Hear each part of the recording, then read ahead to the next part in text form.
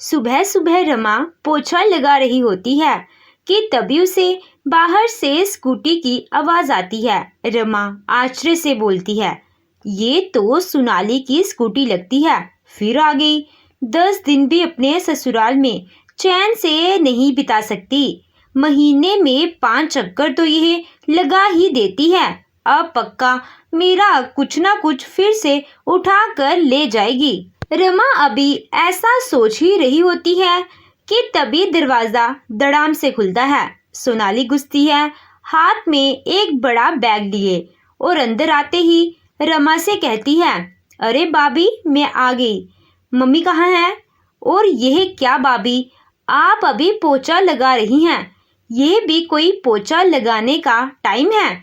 सुबह जल्दी उठा कीजिए ताकि घर के काम जल्दी से कर सके। मैं सुबह 5 बजे उठकर सारा काम खत्म करके यहाँ भी आ गई, और आपको देखो अभी पोछा लगा रही हो। अभी तो खाना भी बनाना होगा। पता नहीं भाभी आप कैसे इतने ढीले काम करते हो। ननद की बातें सुनते ही रमा मन में ही बड़बड़ाने लगी। खुद पता नहीं कोई काम करके आई भी है या ऐसे ही मुंह उठाकर अपना बैग लिए मायके धमक पड़ी और मुझे सिखा रही है कि सुबह जल्दी उठा कीजिए। पर मुंह पर मुस्कुराहट रखते हुए अपनी ननद से बोली, नहीं दीदी ऐसी कोई बात नहीं है। मैं सुबह जल्दी ही उठती हूँ, 5 बजे उठ जाती हूँ। पर आपको तो पता है सबके लिए ब्रेकफास्ट रेडी करना होता है, और फिर इन सबके लिए लंच भी तो बनाना होता है। तुम्हारे भैया को सुबह जल्दी जाना होता है, तो इसीलिए सबसे पहले उनके लिए ही नाश्ता बना देती हूँ, और यह बाकी के झाड़ू पोछे के काम मैं बाद में करती हूँ ताकि उन्हें ऑफिस के लिए लेट ना हो जाए।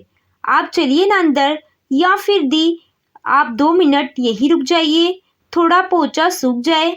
क्या अब मैं यहाँ पर तुम्हारा पोछा सूखने का इंतजार करूं? बदतमीज कहीं की। चलो हटो और मुझे अंदर जाने दो।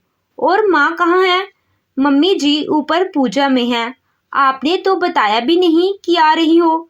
अच्छा, अब मैं तुम्हें बता कर आऊं कि मैं आने वाली हूँ। यह मेरा अपना घर है, मुझे किसी को बताने की जरूरत नहीं है कि मैं यहाँ आ रही हूँ। आई समझ? आई बड़ी, किसी को बताकर नहीं आए, मेहमान बताकर आते हैं, समझी? चल अब जाओ और मेरे लिए फटाफट 1 कप कॉफी बनाकर लाओ, मैं बहुत थक गई हूँ। यह पोछा बाद में लगाते रहना। रमा ने यहाँ पर अपनी ननद से बहस करना ठीक नहीं समझा और पोछा वहीं पर छोड़कर पहले उसके लिए कॉफी बनाने रसोई में चली गई। दूसरी तरफ सोनाली भी अपनी माँ के पास पहुंच जाती है। बेटी को देखकर कमला जी बहुत खुश होती हैं। बेटी तू कब आई? अभी आई हूँ माँ। आते ही तुम्हारी बहू रानी के दर्शन हो गए। 4 बातें सुनकर आ रही हूँ। क्यों बेटी, क्या हुआ? कुछ नहीं माँ, आते ही मुझे कह रही थी कि बताकर क्यों नहीं आई। क्यों बताऊँ मैं? मेरा अपना घर है, मेरी जब मर्जी होगी तब आऊँगी। हाँ बेटा, तू बिल्कुल सही कह रही है, यह तेरा अपना घर है, तेरा जो मन करे तू आ जाया कर, किसी को बताने की जरूरत नहीं है। ये होती कौन है मेरी बेटी को ऐसा पूछने वाली? माँ, आपको नहीं लगता कि आपने इसको ज्यादा ही सिर पर चढ़ा रखा है? इसको सुबह जल्दी उठाया करो बेटा। अब इस बूढ़ी औरत की सुनता ही कौन है? अपनी मर्जी से उठती है, जब मन करता है तब खाना देती है। अब क्या ही कहें। अभी दोनों माँ बेटी रमा की बुराई कर ही रहे होते हैं कि तभी रमा सोनाली के लिए कॉफी लिए आ जाती है। दीदी आपकी कॉफी। सोनाली कॉफी लेते ही एक सिप पीते हुए कहती है, भाभी आपको सच कहूँ तो अभी तक अच्छी कॉफी बनाना नहीं आई है। यह तो मुझे बहुत ही ज्यादा कड़वी लग रही है। क्यों, दूध कम था क्या? नहीं दीदी, मुझे तो ठीक लगी, पर मुझे ठीक नहीं लगी। जाइए और इसमें थोड़ा सा दूध और डालकर लाइए। और आपको इतना भी नहीं पता कि कम से कम माँ कॉफी नहीं पीते हैं, तो उनके लिए आप चाय ही बनाकर ले आए। नहीं दी, ऐसी कोई बात नहीं है। वह मम्मी जी ने अभी थोड़ी देर पहले ही चाय पी थी, तो इसीलिए मैंने सोचा रहने देती हूँ। आप जो भी सोच रही हैं वह बाद में सोचना। कॉफी में दूध थोड़ा और डालकर लाइए और मम्मी जी के लिए भी चाय बनाकर लाइए। जी दीदी, कहकर रमा वहां से सीधे किचन में चली जाती है उन दोनों के लिए चाय और कॉफी बनाने के लिए। रमा अभी रसोई में चाय बना ही रही होती है कि सोनाली किचन में घुसते हुए कहती है, भाभी होगी कॉफी रेडी? हाँ दीदी, मैं बस देने ही आ रही थी। इतना कहते ही रमा कॉफी का मग सोनाली को दे देती है। कॉफी पीते पीते सोनाली रमा से कहती है, भाभी आपने जो अपने चचेरे भाई की शादी में साड़ी पहनी थी वह तो बहुत सुंदर थी। मुझे आपकी वह साड़ी चाहिए। मेरी सहेली की शादी है, मैं उसे वहां पर पहन कर जाऊंगी। सोनाली की बात सुनते ही रमा मन ही मन सोचने लगी, एक बार अगर जे मेरी साड़ी ले गई तो वापस देने का नाम नहीं लेती है। उसने पहले सोचा क्यों ना कोई बहाना ही बना लूं, पर फिर उसने सोचा अगर इसको पता चल गया तो जे मुझे आड़े हाथ ले लेगी। फिर उसने कुछ सोचते हुए कहा, भाभी पर वह साड़ी तो मैं अभी तक ड्राई क्लीन नहीं करवाई है, तो आप उसे बिना ड्राई क्लीन किए कैसे पहनेंगी? तो कोई बात नहीं भाभी, आप करवा लीजिए। अभी मुझे 2 दिन बाद जाना है। आप कल ही जाइए और उसे ड्राई क्लीन करवा कर लाइए। पर दीदी मैं तो नहीं जा पाऊंगी, घर में बहुत सारा काम पड़ा है। भाभी आप काम की चिंता मत कीजिए, इतना भी काम नहीं है। जो थोड़ा थोड़ा बचेगा वह मैं देख लूंगी। आप कल जाना और उस साड़ी को ड्राई क्लीन करवा कर ले आना। इतना कहते हुए वह रसोई से निकल जाती है। शाम के वक्त कमला जी बैठकर चाय पी रही होती हैं कि तभी सोनाली वहां पर आ जाती है और अपनी माँ से कहती है, मम्मी भाभी बहुत कंजूस हो गई हैं, कोई भी चीज मांगो मुंह बना लेती हैं। क्यों, क्या हुआ बेटा? उसने तुझे कोई चीज देने के लिए मना किया क्या? बता तू मुझे, अभी मैं इसकी क्लास लेती हूँ। नहीं माँ, ऐसा तो कुछ भी नहीं है, इसे तो मैं ऐसा करने भी नहीं दूंगी, पर जब भी इसे कोई चीज बोलती हूँ देने के लिए तो मुंह बना लेती हैं। इनका तो मन ही नहीं करता है अपनी चीज निकाल देने का। मैंने इनसे वह गुलाबी वाली साड़ी मांगी तो पता क्या बोलती मुझे, बोल रही ड्राई क्लीन नहीं करवाई है। तो मैंने भी कह दिया कि ड्राई क्लीन करवा कर मुझे दे, 2 साड़ी तो वह मैं लेकर ही रहूंगी। बेटी की बात सुनते ही कमला जी भड़क जाती हैं और गुस्से से रमा को कहती हैं, रमा बेटी को चीजें देने में तुम्हें क्या हो जाता है? मेरी बेटी जो भी तुमसे लेती है तुम अपने मायके से लेकर नहीं आई हो, जो इतना घमंड कर और अकड़ दिखाती हो। और यह मेरे बेटे के ही पैसों से इस घर में आया है सामान, तो अगर मेरी बेटी जो भी चाहती है उसे दे दिया करो। आई बात समझ में? उसे कुछ भी मना करने की तुम्हारी हिम्मत कैसे हुई? नहीं मम्मी जी, मैंने तो दीदी को मना नहीं किया, मैंने उनको बोला साड़ी ड्राई क्लीन नहीं है। दीदी आप क्यों माँ जी से झूठ बोल रही हैं? आप माँ जी को बताती क्यों नहीं? भाभी मैं सब समझती हूँ आपकी चालें, और वैसे भी मैं आपकी ननद हूँ, मेरा हक बनता है मुझे अपने मायके में जो चीज पसंद आएगी उसे तो मैं लेकर ही जाऊंगी। आई बात समझ? नंद की और सास की बात सुनते ही अब रमा को भी गुस्सा आने लगा। फिर भी उसने अपने गुस्से को कंट्रोल करते हुए धीरे से कहा, माँ जी अपनी चीजों पर अधिकार जताना ठीक है, लेकिन बार बार घर आकर ले जाना थोड़ा अनुचित है। ये देखो माँ, आई ना इसकी सच्चाई सामने। मैं आपको पहले ही बोल रही थी कि भाभी को अपना कुछ भी मुझे देना पसंद नहीं है। सोनाली तीखे स्वर में बोली, तो क्या अब से मायके भी आना गुनाह है? भाभी तुम तो मेरी दुश्मन बन गई हो।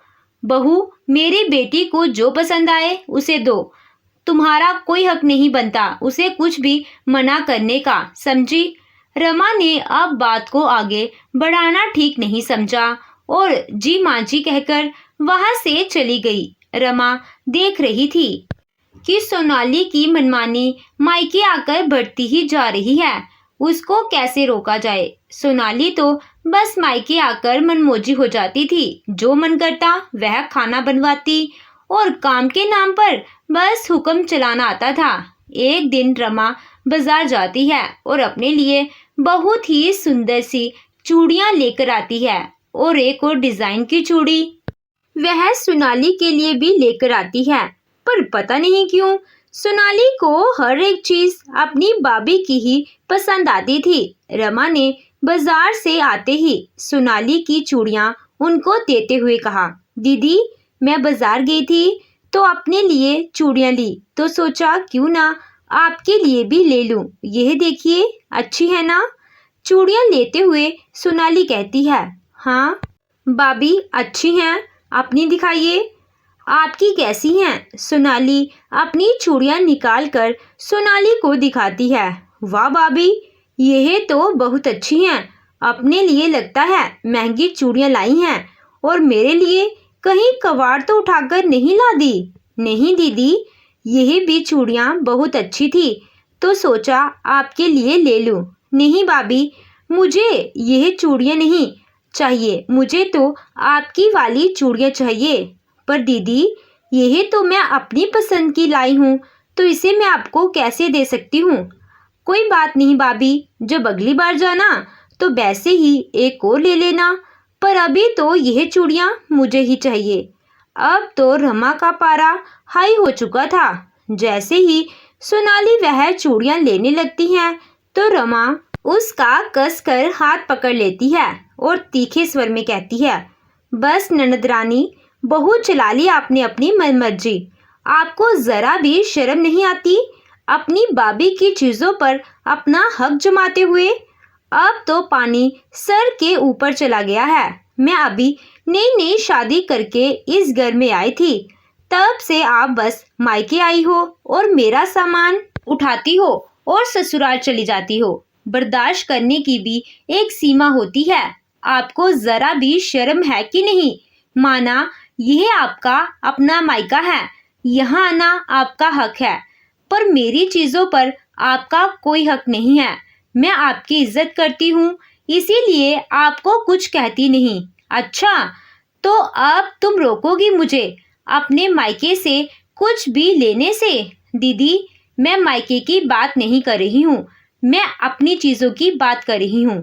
अच्छा भाभी तो जो आप अपनी चीजों की बात कर रही हैं क्या वह आप अपने मायके से उठाकर लाई हैं? जो इतनी अकड़ दिखा रही हो वह भी मेरे भैया के पैसों से आती हैं, समझी आप? तो आपके भैया मेरे पति हैं, मेरा उन पर पूरा हक बनता है। और दीदी मैं आपकी तरह नहीं हूँ जो अपने मायके से अपनी भाभी का सामान उठाकर अपने ससुराल ले जाऊं। और दीदी आप भी तो अपने पति से पैसे लेती है ना? वह बात अलग है कि उन्हें खर्च नहीं करती, उन्हें आप संभाल के रखती हैं क्योंकि आपको तो कुछ लेने की जरूरत ही नहीं पड़ती, सब कुछ तो आप यहाँ से उठा ले जाती हैं। यह सब देख कमला जी भी वहां पर आ जाती हैं। बहू क्या हो गया है तुझे? क्यों सोनाली को इस तरह से डांट रही हो?